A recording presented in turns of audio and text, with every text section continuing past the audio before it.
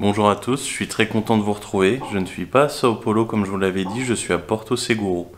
Alors Porto Seguro, c'est une ville assez importante dans l'histoire du Brésil puisque c'est la ville par où sont entrés les Portugais. Donc je m'y trouve pour 2 jours. Aujourd'hui je vais faire une activité très intéressante et je l'attendais depuis longtemps puisque c'est quelque chose que j'ai cherché pendant tout mon voyage dans le nord-est du Brésil, c'est de la plongée. Donc ce qui va être plus intéressant en plus avec cette activité de plongée, c'est que le guide va me prêter une caméra action, donc une GoPro. Je vais donc pouvoir vous faire des plans depuis l'intérieur de l'eau. Donc c'est pour ça que je vous fais cette vidéo, sinon il n'y en aurait pas eu. Donc je vais vous faire des plans à l'intérieur de l'eau avec les poissons, ce que je peux observer. Il y a des tortues aussi, on m'a dit. Donc ça va être très bien. Donc là je vais partir de l'hôtel, on va prendre un bateau, le trajet dure 45 minutes. Donc c'est une activité qui dure 4h30 avec le trajet, donc 3 heures en tout sur place. Vous avez rafraîchissement et fruits à volonté sur le bateau. Et puis après vous avez d'autres activités sur l'île qui sont en supplément. Donc notamment, je pense que il doit y avoir des guides, d'autres guides qui vous emmènent à d'autres endroits, donc je verrai ce que je fais. Mais en tout cas, je suis très content. Je n'aurai pas d'autres activités cet après-midi parce que je pense que je vais rentrer, je vais déjà être bien crevé. Il est 6 heures du matin là, pour vous donner une idée, donc on part assez tôt. Il y a quoi d'autre à faire d'intéressant dans cette ville? Donc il y a tout ce qui est en rapport avec l'histoire du débarquement des Portugais. Malheureusement, il y a un des musées, une des un des bâtiments qui relate cette histoire qui est fermé temporairement pour travaux. Et vous avez également une réserve indienne qui est accessible. Donc vous pouvez passer soit une demi-journée, soit une journée, soit même y passer la nuit. Donc vous avez un guide indien qui vous accueille sur place et puis qui vous montre les traditions. Alors il me semble que le peuple c'est les Jacaira. Donc c'est les natifs d'ici. Donc ça c'est une activité qui peut être très intéressante aussi, ça reste quand même assez touristique, hein. Vous n'allez pas être totalement dépaysé, mais ça peut être bien pour découvrir une culture indigène, une culture de natifs. Donc moi je vous laisse, je vous fais des plans dans l'eau, je vais pas prendre ma caméra, puisque là je peux pas tout simplement, puis de toute façon j'aurai les plans avec la GoPro du guide. Donc je vous laisse et je vous retrouve juste après pour vous faire un débrief de mon expérience.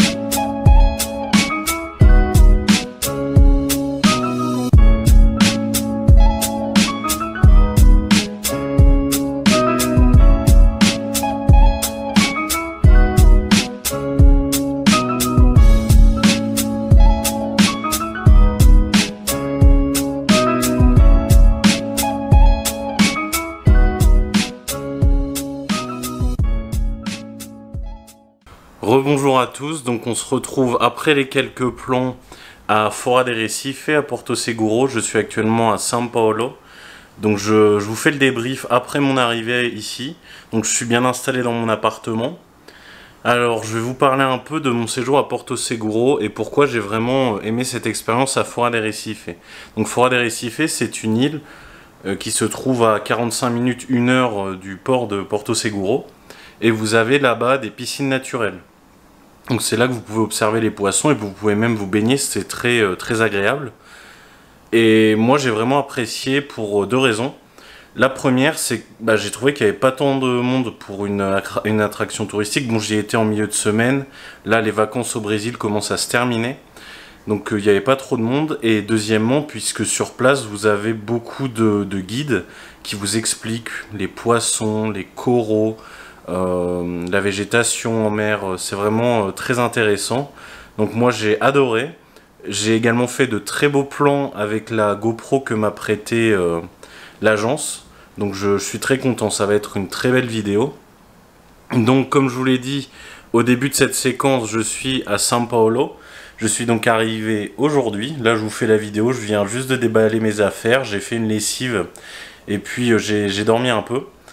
Donc programme.